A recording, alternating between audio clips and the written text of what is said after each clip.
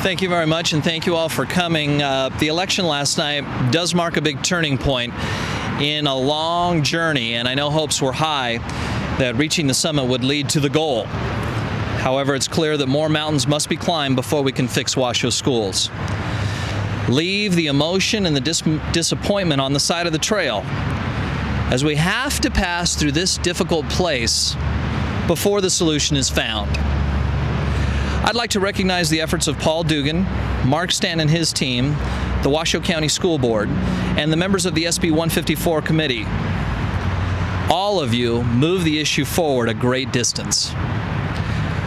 While many of you urged the committee at fishwashoeschools.com to take a strong position on WCSD1, I made a commitment to remove myself and the committee from the debate until the people spoke, which they did last night.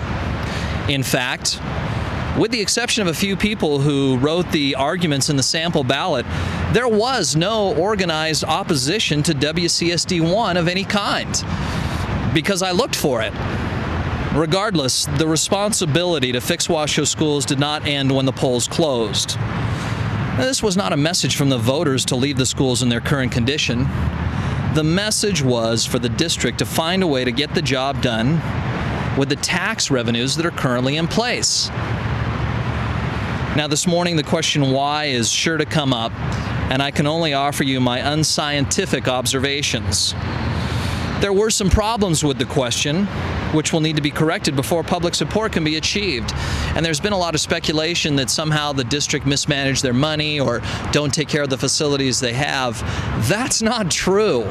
I spent the last 2 years doing a lot of research on this, and trust me, the capital planning department does a lot of work that's based on science and demographics, and they do a really good job over there. It has to do with policy. And so let's quickly go over some of the problems with WCSD1 and why perhaps you could not get public support for that question. The first problem was there was no guarantee that the inequity would be fixed at the schools older than 20 years. The language of the question was so open and flexible that the new taxes could easily be used to build new schools 20 miles away from downtown Reno. Many felt secretly this was the plan all along and that the older schools would never be fixed regardless of the tax increase. Without a requirement to fix those older schools, why would things change from their current status? We tried to have this discussion at the school board, and plain and simple, new seats come before repairing the older schools. That policy has to change. The second problem with WCSD1 is there was no policy to protect the taxpayers' investment in older schools, and there still isn't one today. It is the underlying cause that creates the question, yet there's still no policy. And there are no plans to create such a policy. The third problem is there's no plan on which schools older than 20 years should be fixed first. There's an untested formula that may identify those schools, but there's no plan. Schools built as recently as 5 years ago are now being compared to schools over 40 years old as part of the untested formula, and frankly, that's not right. The fourth problem is there's no definition of what an older school is. According to the campaign to pass the question, schools built as recently as 5 years ago are now considered to be older schools and can compete for money with schools that are over 40 years old as part of the capital allocation process, and that's not right. A school that's 5 years old competing with a school that's 40 years old for a capital allocation to fix older schools, that's not right. And the fifth problem is there's no end to the inequity at schools over 20 years old.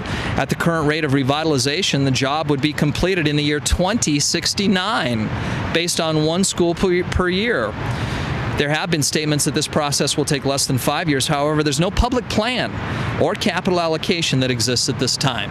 So the question is, which comes first, accountability or new taxes? Clearly, these questions must be answered before the district is going to get public support on any tax increase, and frankly, the rollover bond in 2012 may now also be at risk. So what are some of the solutions to these problems to fix Washoe schools? Well, first, define a goal with a real deadline to fix Washoe schools, a real plan. Number two, pass a policy that protects the taxpayer's investment. Number three, pass a policy which addresses the inequity in schools older than 20 years that are going to be fixed first. Number four, define what an older school is. Is it 20 years? Is it 40? Is it as short as 5? What's the definition? And number 5, make it the mission of Washoe County School District to end the inequity at schools over 20 years old within 4 years, a real timeline. Finally, a message to the teachers and students who spend each day in a class that is older than 20 years. Be strong. Help will come. The committee at FixWashowSchools.com is currently drafting the Taxpayers Investment Protection Initiative, continuing the journey to fix Washoe schools. When you see it coming, join and support it. The campaign for 2010 began at 12 midnight.